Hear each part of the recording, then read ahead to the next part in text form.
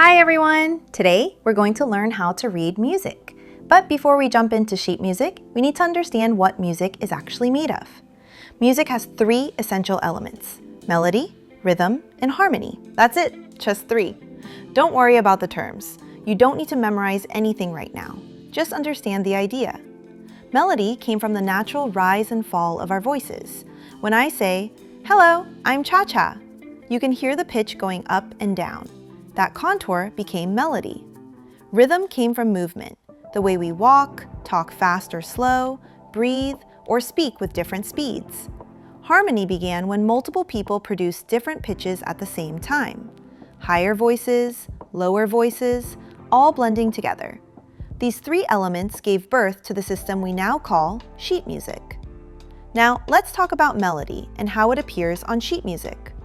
To read melodies, it really helps to understand the piano keyboard first. A piano has a huge range, from way down here to way up here. If musicians tried to draw all those notes individually, it would have been impossible. So our musical ancestors created a simple, clever system to organize everything.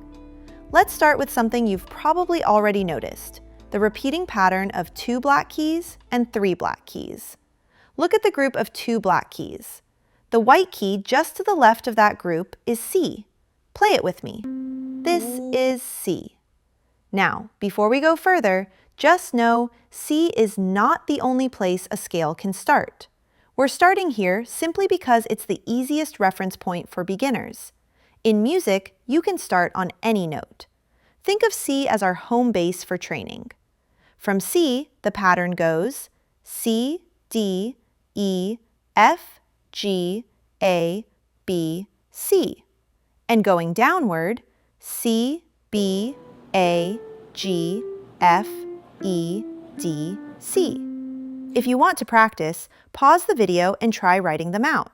Now let's understand how notes sit on the staff. The staff has 5 lines: first line, second line, third line, fourth line, fifth line.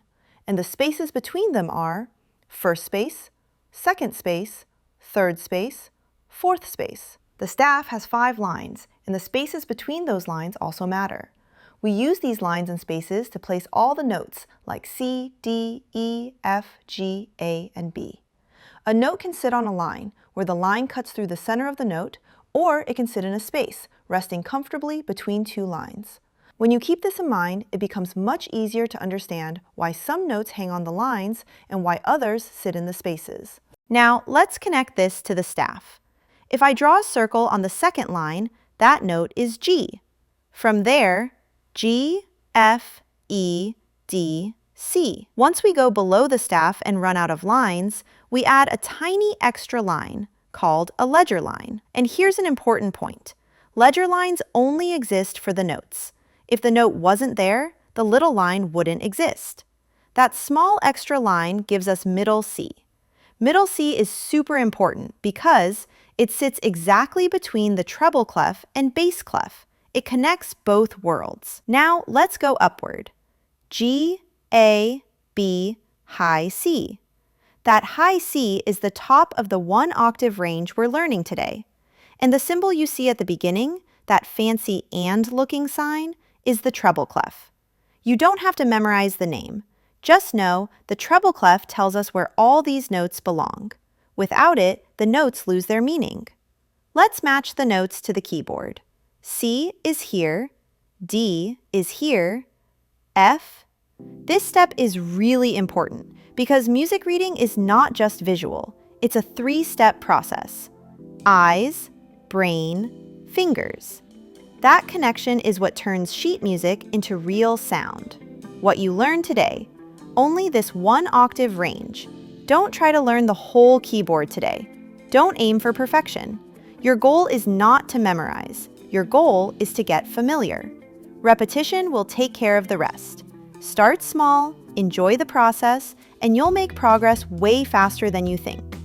Next time, we'll learn the bass clef, and your reading range will expand even more.